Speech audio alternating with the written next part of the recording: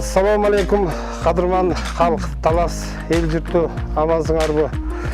Бардыңыздарды алдыңарда келіп тұрған жас майрамы, 1 майрамы менен құттықтап, ошондо менен бирге биздин Талас телевидениясынын 3 каналынын майрамын құттықтап кетмекчибиз.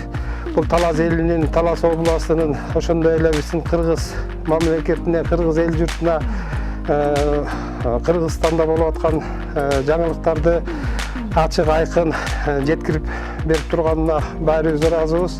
Бул каналдын жамаатына ийгилик, иштери дайыма зоолой берсин.